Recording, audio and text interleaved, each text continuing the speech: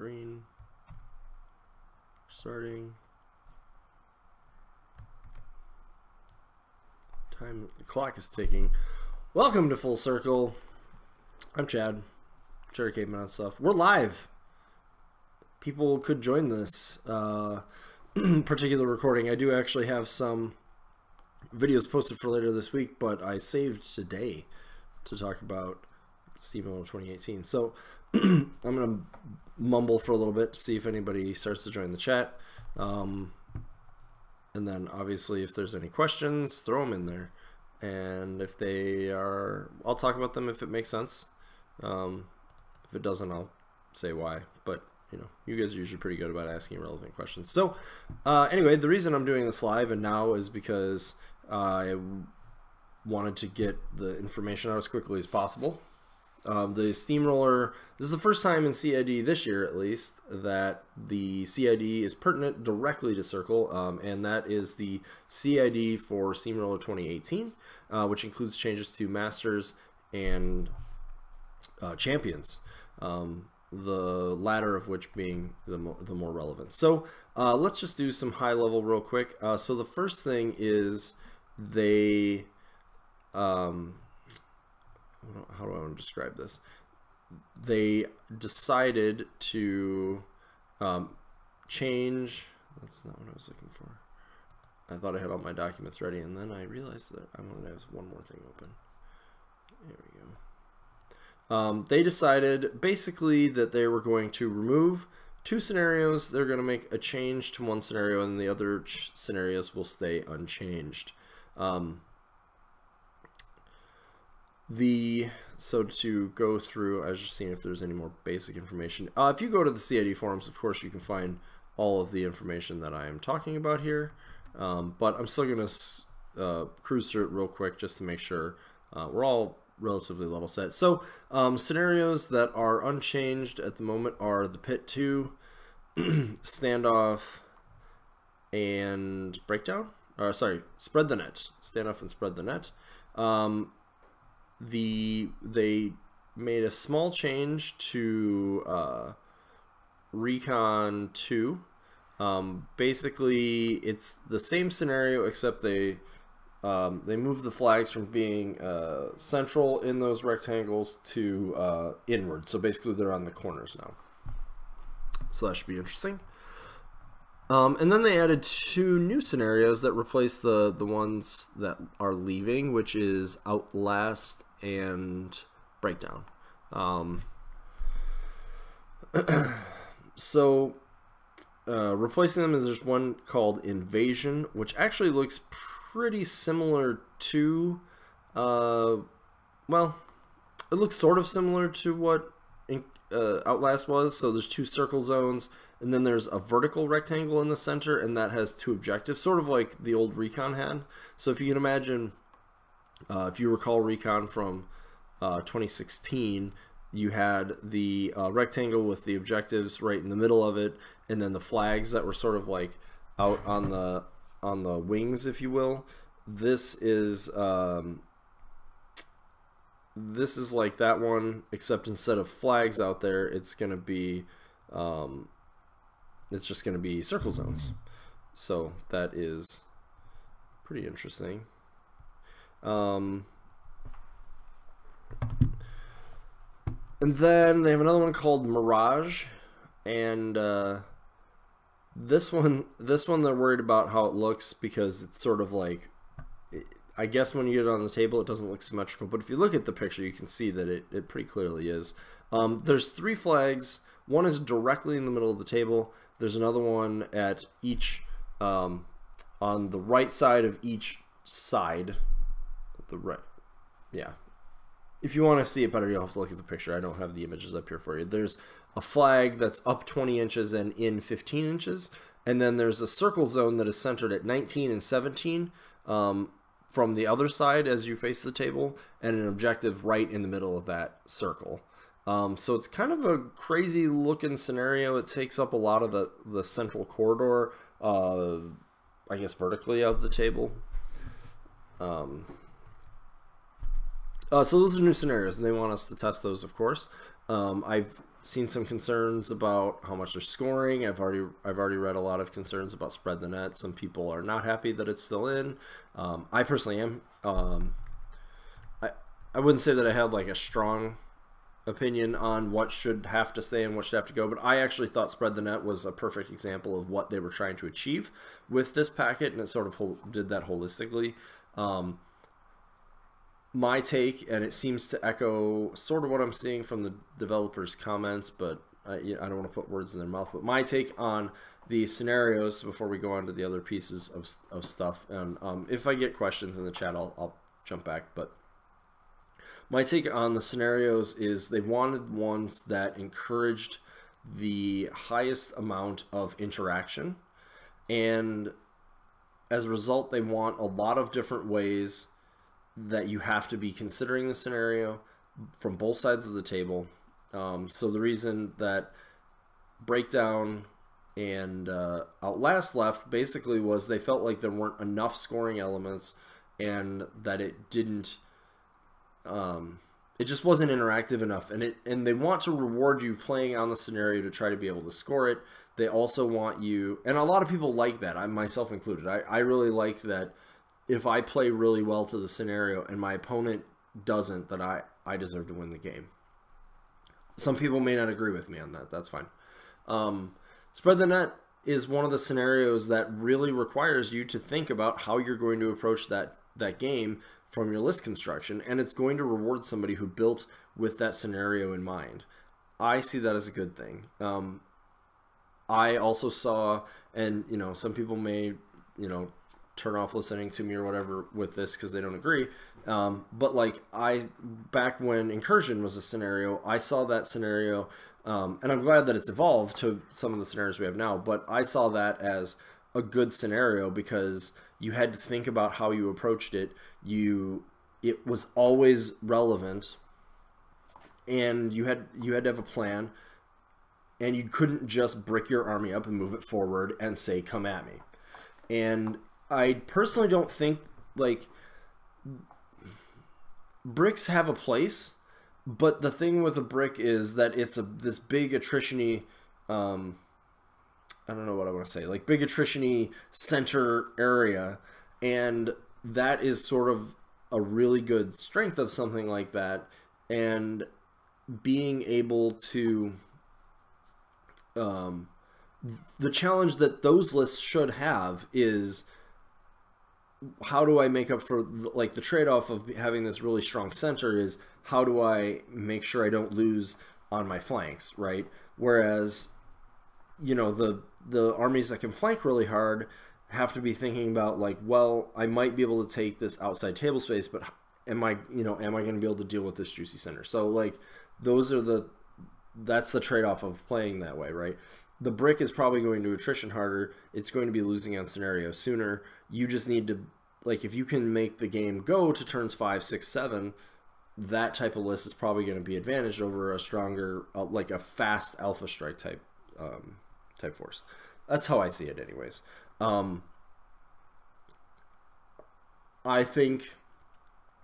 personally think it is a little harder to wrap your head around more interactive scenario elements, and so I'm not terribly surprised to be seeing some pushback on a scenario like Spread the Net. I actually know a lot of people who don't really care for a standoff either, for a variety of reasons, and both of those are staying, and I think both of them are staying because they have a lot of scoring elements, and that's what Privateer Press seems to want to do with Steamroller. It seems to me like there is a scenario that everybody, note the air quotes, if you're listening to my voice, I used them. I also showed you, it's a camera. There seems to always be a scenario or two that Privateer Press puts in the packet that everybody doesn't agree with, and I think, to me, I see what their vision is, I see what they're going for, and honestly, I'm glad that Privateer doesn't just always cave on what they should be playing with just because some of the louder or more prominent voices don't like something. I think Spread the Net is an interesting enough scenario that it should see another year of play. I think it rewards people who can get deeper into other zones, and I know some people are like, well, that means you're rewarding jamming you out. Well, I mean, to a degree, but also it gives you, generally speaking, on that scenario, as long as you can not lose, so as long as you can heavily enough contest the center, contest your side, and if possible, contest their side, you'll be okay. If you go second, because a lot of people, a lot of comment I've read is about going first. If you go first and you can jam, great. If you go second, what you need to be able to do is score first. So maybe you can't, or at least stay even on scoring, because you can score your rectangle, you can score your flag, and then you can contest the circle. So they may score their rectangle and their flag, but that's fine. You're even. The game is irrelevant, not irrelevant. The game is even at that point. So that's my thoughts on that scenario. It's certainly, if you're, my opinion on that scenario is if you're playing stuff that is concerned with bricking up or being in a particular control area, that scenario is probably going to be harder for you, unless you're a control caster who can sort of like make up for that, or have some particularly strong elements in your list, like a Haley 3 or Ron or Kruger or something like that. So that's where I think a lot of people have been like, oh, I need to play my battle group list, I need to play my battle group list, I need to play my battle, and some of these scenarios will reward you playing some stuff that doesn't just go in your battle group, and I think this is one of them, personally. Sure, you might be able to just put jack spam and contest all the things at once and hope for the best, but we'll see. And if you really don't agree with me on this, that's fine. Go out and test the scenarios and give your feedback. I don't know if there's been any yet since they dropped early in the day. I don't know how many people have been able to get games just yet. So on the new scenarios, I think they're really interesting. They're definitely very different approaches to things. I think we may see some tweaks very quickly on how these scenarios get played, or like how the elements get measured out. I know there's some early concern on Mirage that heavily the strong control casters may be too strong. So we'll see what comes out of battle reports from that. It might be. They may need to spread some of the elements out just a little bit, or I don't know. You've theoretically, there's 1, 2, 3, 4, 5. Theoretically, chat confirms there have been no battle reports yet. Theoretically, you can score 6 points in a single turn on that scenario. There are 3 flags. There's 2 circle zones, and you can kill their objective. That said, I feel like circles should be the hardest thing to clear out, and that circle is real far back, so I definitely want to see some battle reports played before I'm just saying that's solved. Kruger just walks in there and wins. I mean, he's very strong in scenario. Obviously, it's always been his strongest suit, and if you don't plan for it, then I don't necessarily know what to tell you, but Ron has the ability to do that. There's a lot of casters with pushes and TKs out there, and if you're not going to play with, if you're not going to consider how to play into that stuff, then the scenario will be more difficult for you. And like I said, the other scenario is sort of similar to the old Recon 1, if you will, the Nate Hoffman special. I like it. I think the circles with the rectangle in the middle gives you, again, a lot of potential scoring elements. I think it does a lot of what both Breakdown and Outlast were aiming to do, while being a little bit more dynamic and having more scoring elements.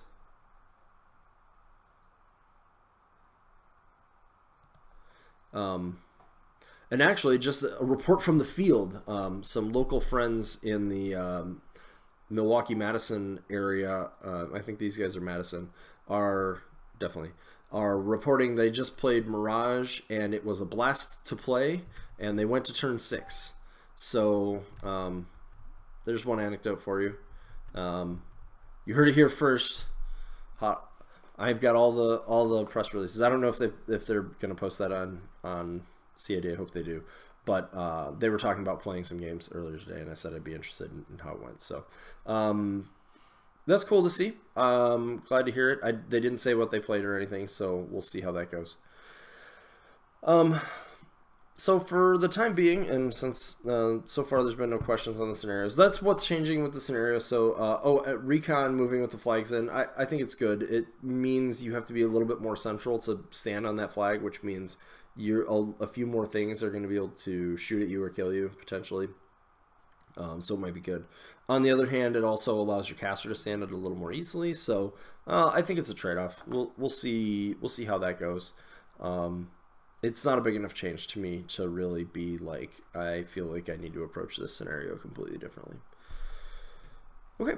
The next thing that I wanted to talk about is the changes to the proposed. All of this is in CID, so this is all could change. Just I normally caveat that better, but so there's going to be some changes to active duty roster and thus masters and champions. So I'm just going to hit the bullet points real quick. Active duty roster. So ADR is now casters and theme forces. If you're playing in masters, then to qualify for the Vanguard bonus, all of your lists must include casters from the ADR and be made using theme forces from the ADR. Similarly, in champions, your army list can only include casters. And sorry, I'm reading this poorly. Can only include these casters and theme forces, and there's no Vanguard bonus. Models pre-released at conventions do not automatically qualify for ADR at that convention. This really would only be relevant to casters, I presume, as like if you're storm something and storm divisions in the ADR, I would assume the storm something qualifies just as it always would because that theme force does. But if they release a new storm something warcaster, that it would not. ADR rotations will occur each 6 months. They will not be full rotations. Approximately half will rotate while the other half remain. Not all factions will receive the same number of casters and theme forces, specifically the limited factions with access, who typically will have access to 1 theme force instead of 2. And then it also goes on for both masters and champions. They're removing divide and conquer, as well as the 15-second minimum turn, and they're removing the painting requirement for champions, or at least that's where we currently are.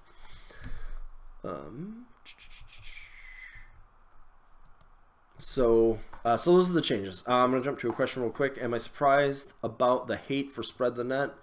I'm not. I've seen enough people complain about it sporadically for the last 6 to 8 months. I saw people complain about incursion for a long time. There's been a scenario in every packet, if not a couple. There used to be more scenarios in the packet too, so this happened more. That the community has decided, and I should keep using my air quotes, community decides is bad, or you're too punished if you play into control casters, or things like that. And I honestly haven't seen a scenario that was punished by playing a control caster harder than Destruction in 2015 or 14, I forget, where it was just rectangle in the center with objectives, and you only needed to score like 2 points, or it was like 3 points back then to win, I think. No, you still needed 5.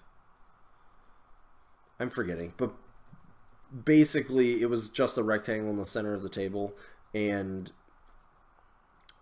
you could dominate it, and you could kill the objective.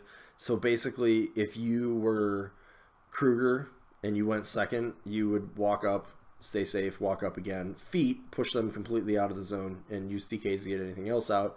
And given the nature of a like sideways rectangle, it's actually really easy to clear models out of it.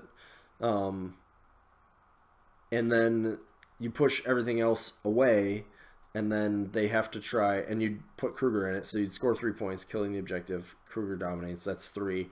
And then they have to try to get enough of their army back in the zone, and that you couldn't clear it. You, I mean, good players would play through it, but Haley would do the same thing. Harbinger did. There was a lot of casters. Like that to me was actually a problematic scenario. This is actually something that Tim Banky said almost a year ago when I was at MuseCon, and where he discussed that with Steamroller, and this was before Steamroller 2017 was completely out. Like, it was in CID, people had just been testing it. There was a lot of discussion on it, but he basically said the way it plays, and there were a few things that were a little different then, but the way it plays, if at any point me or my opponent stops playing for scenario, either at list creation on the table or in really in any regard, they're going to probably lose the game. And I think that that is necessary and ideal, which is sort of what I was saying, because if that's not the case, the scenario isn't really purposeful, and the scenario should have some purpose. Again, people are welcome to disagree, but let me jump back over to the changes on champions. So that's the changes to champions. In addition, and I'm going to go through this specifically for Circle, because I think talking about they posted a new ADR listing as well to sort of give a sense for. So this would be going into effect presumably right after Lock and Load in 2018. So I'm going to go through. I'm not going to go through all of it. First, I'm going to talk about Circle, and then I'm going to hit on talking about. I'll pick out a few, mostly because I think it'll take too long to go through everything. So for Circle, we're looking at Kaya the Wildheart, so Kaya 3, Kruger the Stormlord, Kruger 2, Wormwood, Tree of Fate, and Cassius the Oathkeeper, which is obviously a 1, and Morvana the Autumn Blade, who is a 1. And then the themes that we're limited to are the Bones of Orboros and Devourer's Host. So, and just to give a couple more examples of what's out there, so like Legion of Everblight has Animag, Veil 2, Thagrosh 2, Lilith 1, and then the themes are Oracles of Annihilation and Primal Terrors. To look at a couple War Machine ones, you've got Kador, who's got Butcher 1, Arusk 2, Sorsha 3, Zerkova 1, and they have Armored Core and Jaws of the Wolf. Crix has Asphyxius 1, Scar 3, Denegra 2, Gorshade 1, and then Black Industries and Scourge of the Broken Coast. Let me see if there's another interesting one. The smaller ones, so Grimkin, for example, at least currently, there's some discussion being had on if this will stay the same, but they currently have Dreamer Child and Old Witch 3, and Dark Menagerie as their only theme. And Convergence has Axis, Orion, and somebody, I'm scrolling up, Lucant and Destruction Initiative as their theme. So there's a lot of debate by players on, there's like a whole actually dev talk on this, on what the right balance is there. So there's that. So personally, I like this, and I want to kind of talk about, and this is sort of me, you know, it's my show, so I'm up on my soapbox, I guess, but this is sort of another contentious thing that I feel like we're seeing some initial struggles with. We've seen them already with champions, but this is going to continue to highlight them, where the first thing that needs to be realized with this is that it's intended to be a limited format. That means it has to actually be limited. That means if Champions is just a copy paste of the lists and casters that are played in Masters, played in this format, it has failed, in my opinion. That doesn't mean that there won't be overlap, mind you. I'm saying if I took a snapshot of Champions and the only thing I saw was just the same snapshot of Masters, but with like a couple less casters, then that's not really what I think a limited format is intended to be doing. The purpose of a limited format is to limit you in order to come up with other creative approaches to a meta.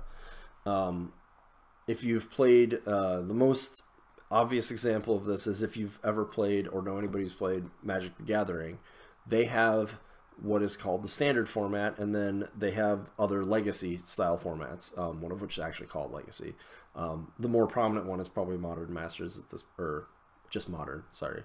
I don't play Magic anymore, so it's hard to follow it. But the point is, Standard is a format that when new releases come out, they go into it and they rotate. It used to be annual. It may have changed since then. But basically, they annually rotate. So that means that something, you're going to build a deck in that format today, and in a year, maybe half of your deck or whatever, half of the allowable cards will leave, and a new half will come in. And yes, that means you're for that game, you're having to buy stuff to sort of keep up with that. But it also means people are able to get into it a little easier because they're not required at that exact moment to own the entire breadth of the game. It's going to play a little bit differently in a war game, but the concept is the same, that the format is intended to be a limited format. Therefore, it must have limitations. I know that me saying that makes it, like, saying it out loud like that makes it sound like, well, of course we knew that. But a lot of the comments that I'm reading are not necessarily fully understanding that. And I think as people look through some of these lists of the ADR casters and themes, they're saying, like, wait a minute, but this theme doesn't work with this caster. So I've seen a lot of Protectorate players who have been like, well, Amon's not there, and none of these other casters want to play in Creator's Might. They all want to play in Faithful Masses with the Paladin theme. And I mean, I think that's great. If the first thing you're saying is like, oh, well, if I reach for this in a totally unlimited format, then I would play with that theme. Like, okay.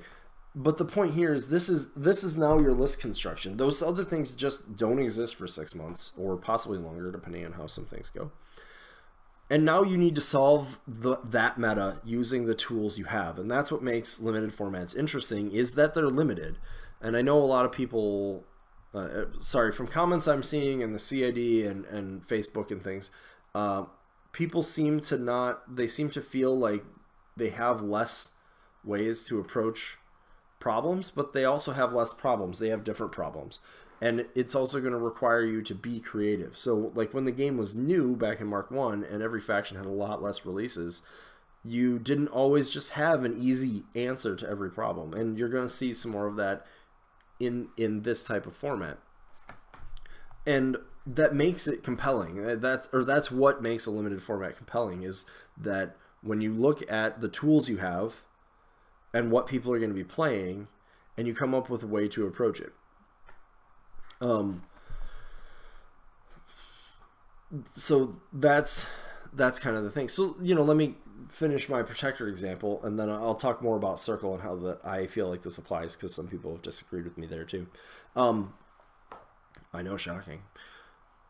And so in Protectorate they have Durst, Krios 3, Resnick 2, and Severius 2, and then the theme forces they have are Exemplar, Interdiction, and Creator's Might. So Exemplar, Interdiction is, as it sounds like, the Exemplars, and Creator's Might is their Warjack-centric theme. And you'll notice a theme, it's a poor choice of words, you'll notice a trend in this document that most factions got something that, if they have two themes, that was a little bit more of an infantry theme, and another one that was a little bit more of a Warjack theme.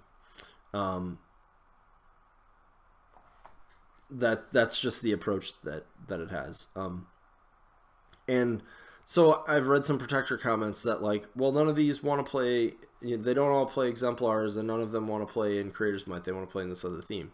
And my answer to them is, look at what those themes can play and build with these casters and see what happens, right? That's the point. The point isn't like, well, what it was, I have an idea of what is optimal for these, therefore I play them. And some factions that's going to line up a little better. We'll talk about that probably when we get to Circle. But like, that's not the point of this. The point of this is to take what you have and build out of it a solution to the problems you see.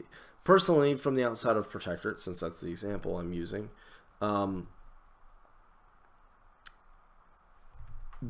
personally, as an example of to finish my Protectorate example, all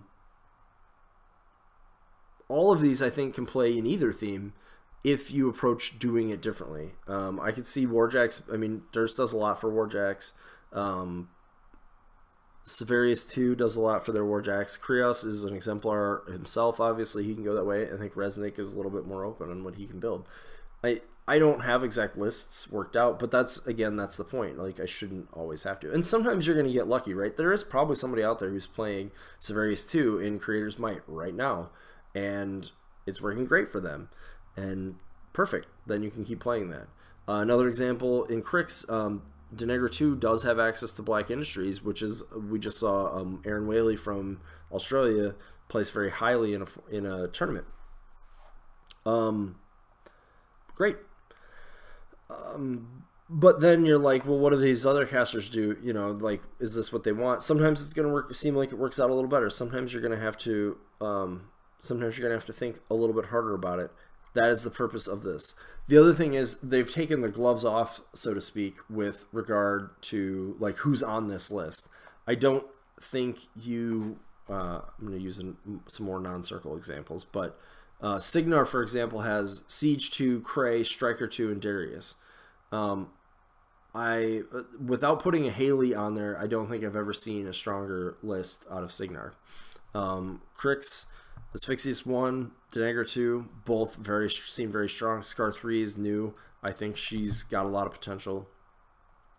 The Retribution list is pretty disgusting in my opinion. Thyron's the only one I don't really know. I don't play Retribution, but Ron, Assyria, Alara 2, Thyron, like that's a pretty strong list of casters. I think you could throw a Virus on there in place of one of them and be the only real way you would change that. And so on and so forth. I like I said, I don't need to go through everybody, but as I look through this list, I see that they were not. These selections were not just who's not doing. You know what I mean? Like this is not a like, well, these casters aren't commonly played. No, these casters are played, in my experience. So, I think I had a question. So there's a question basically, it's not a question, it's more of a statement from my chat saying I would like to see a limitation on field allowance instead of themes if you're forced to play FA1 to everything to combat skews and combos, also allowing new players to play comfortable. Thoughts? My thoughts are a couple things. One, the field allowance thing is, regardless of my opinion on it, although my opinion is not, I don't share your opinion, but my opinion on it, those things being irrelevant, is that the field allowance restriction is not an avenue that Privateer Press is interested in going down, and it probably won't be for the foreseeable future. There's a variety of reasons for that. Key among them is that restriction is really bad for the more limited the faction is, the more that the field allowance, the FA1 situation restricts it. And really anything more than that is going to be basically not enough of a restriction 90% of the time, and will just be punitive against certain things. So examples being in Circle, let's say we were talking about a situation where Una 2 was on this theme. Her benefits literally only work with light flying war beasts, and there are only 3 of them. So you could play 3 and she would basically be completely not playable, in my opinion, or so handcuffed as to not be worth it. Better examples are in Grimkin, where they have 6 war beasts And they're definitely intended to be played in duplicate in some cases. Kravitz, for example, are certainly intended to be taken as multiples. Even if you said FA1 let you take 1 pack of them for the 7 points, like 2 Kravitz and so, like, is not really the way that faction is intended to be played. 1 Skin and Bones is not how that faction is intended to be played. 1 Gremlin Swarm, etc., etc. Like, there's too many design decisions based on the ability to play more than one thing. And also, I don't personally think that somebody skewing a list in a particular direction is a problem. The notion that that's a problem, I think, has been arisen from the community, and the rules don't generally bear it out. Just my thoughts on that particular question. So to go back over, so now to look specifically at Circle. So I've already seen this, and some people have already given me a hard time for my take on some of this. But so we have Kaya 3, Kruger 2, Wormwood, Morvana 1, just to go over it, and Bones of Orboros and Devourer's House. So a lot of people are like, well, everybody's already playing Kruger and Bones, so thanks. And Wormwood can play in Bones or Devourer's House, so thanks. And then Morvana 1, she's just bad. I don't know why she's on here. Nobody would play her. I hope she's getting changed in the thing. And Kaya 3, I guess we play her in Devourer's Host. We don't really know what to do with her. But everybody's just going to play Kruger 2 and Wormwood anyways, so who cares? Again, this list of Warlocks is into... I'm not going to try to solve exactly what should be played here. I will certainly have to test this if this is the direction that they end up sticking with. But the thing here is you now have to look at what you have and maybe approach it differently. So if there's several of the lists in here that have the ability to actually crack some pretty... to present some pretty significant armor problems. If I scroll back up, in Khador, I see Jaws of the Wolf, which is typically their Warjack-centric theme, and I see probably 2 casters that can play it pretty competently right off the top of the bat, and another one that can do it pretty well. Furthermore, Sorcerer 3 and 3 of the 4, maybe all 4 of the 4, can play with Manowar, which also brings a pretty significant amount of armor.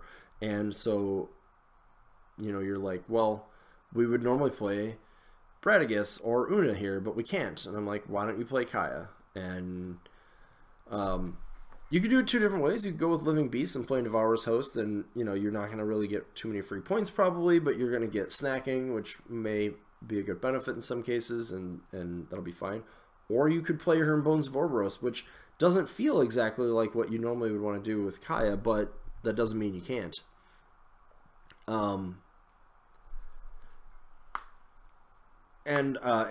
Actually in chat, I have somebody saying they really like to play her with a high defensive skew because she brings a +2 defense feat, as well as Fog of War, which A, triggers Prowl on a lot of things, and B, also further enables you to have a lot of defense in your list, which can make you strong against shooting.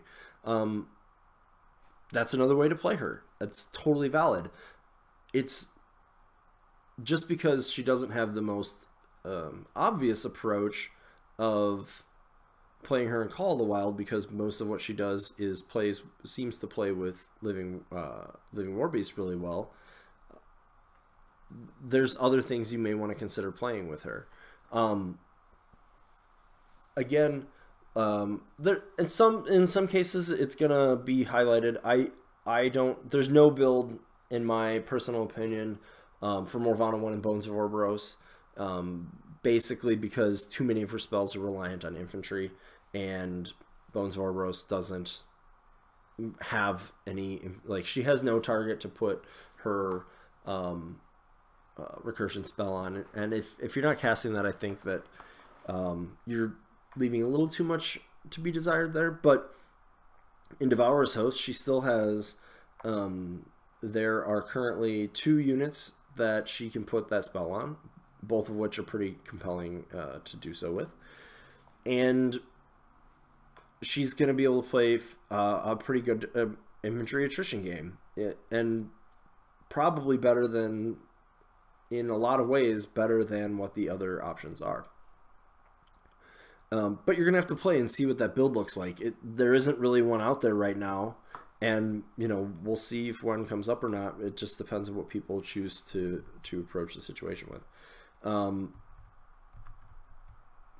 I'm already personally sort of doing, going through like, well, I've actually not really cared for playing Wormwood for a variety of reasons recently. I still think he's strong. I think he's very viable, but it hasn't been working for me. Morvana, I'm already looking at like, well, what strengths does she bring to this situation and whatnot. And part of the reason for that being that if you scroll through the list of things in here, a lot of the common RFP theme forces aren't in here, specifically the Trollbloods one. I think I think one of the two Scorn ones actually is the one that has that benefit. But further, you're also not going to see people necessarily specifically teching to stop recursion because there isn't as much of a reason to.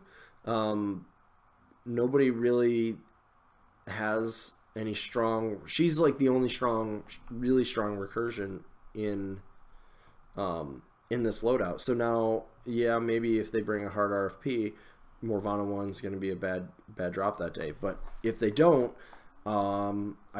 she does play a little bit differently since her models can't attack again, or can't attack right when they come back. But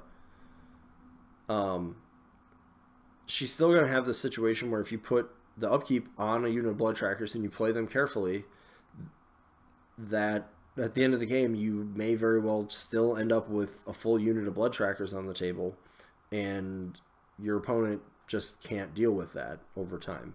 You may also be able to just cycle the spell between some like Blood Weavers and Blood Trackers, and then additionally we also don't know what the Devourer's Host CID looks like, which is probably going to be, I don't know the exact timing, but at least for part of the season will definitely be relevant. So those are all things to consider. Now that doesn't mean you have to play Morvana 1 as your pair, but those are things to start thinking about when you're looking at this. So I'm actually really excited for where I think this is going to be headed.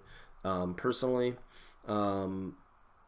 that's usually my default approach to stuff. Like I'm interested in seeing what like where things are going.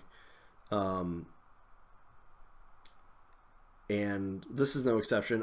I think limiting to theme and caster is much more compelling personally, because it's going to force people to really think about what they're doing.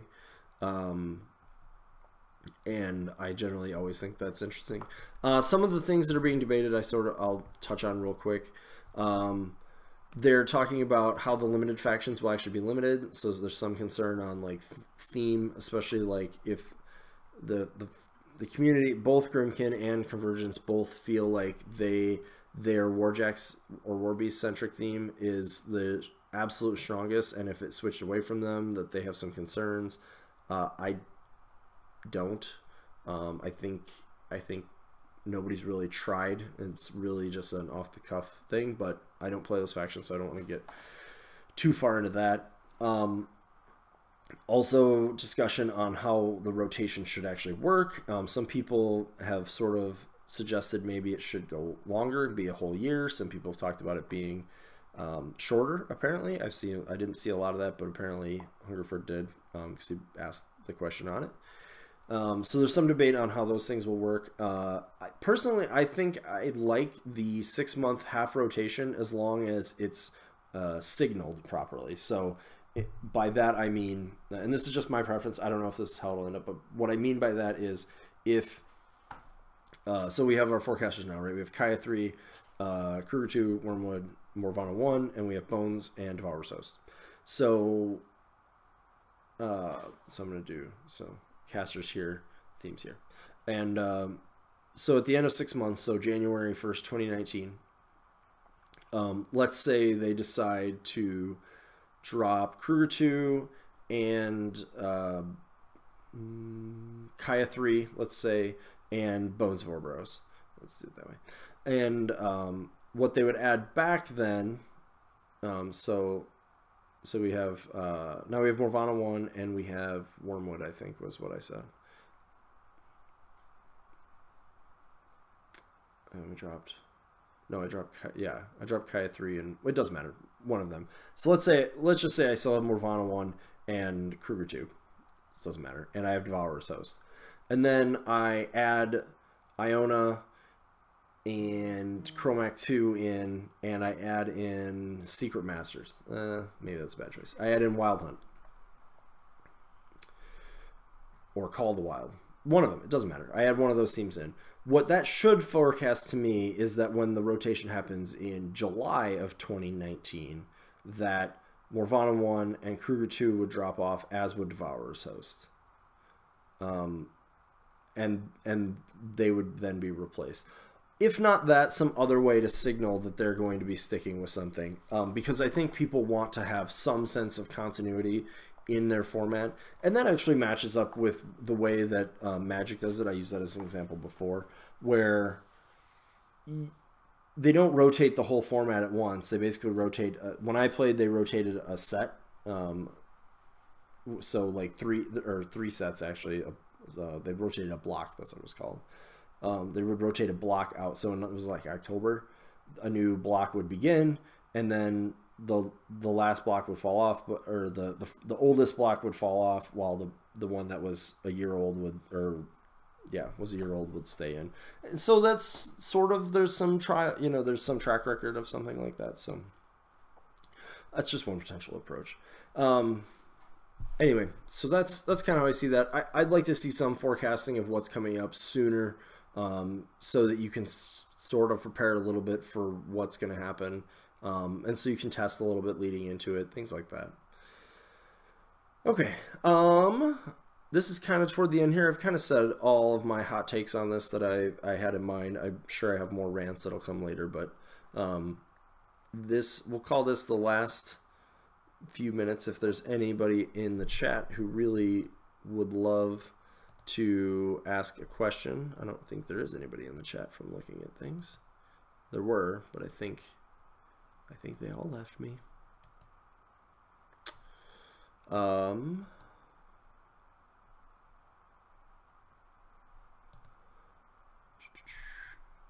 Give that just a second, but oh, I do have one person. So what is going on? Oh, you are still here. That's weird. It's showing me. I have a couple people in here, and it's showing me that there wasn't anybody. It's very strange. But yeah, I'm pretty excited. I like all the casters that are on there. I think they all have a lot of compelling play that they can do. I think they all have different approaches to the game, and I think Devourer's Host being on there is very good in my opinion, because we're going to see a lot of changes with that that will be part of this season. Looking across the factions, I don't see a lot of bad either. So I think a lot of complaints probably are. I think a lot, as always, I think often a lot of the negativity comes from people having knee-jerk reactions. My knee-jerk reaction was to be positive, I guess. So maybe I'm the same. But I tend to think being positive is probably more advantageous to a good time than not. So I'll stick with it. Anyways, I'm going to start wrapping up then. If there are any questions that you have after watching this, feel free to throw them into my Full Circle Facebook group. Feel free to hit the Discord. We always have that. The link should be in the chat. You can hit me up on Twitter. You can post comments on the video. So thanks for the few folks who jumped in the chat. There's a couple good questions there, and I always like having, when I do live shows, it's always nice to have a couple people up there. And obviously, thanks for watching, and we'll see how the CID goes. So we will see you later.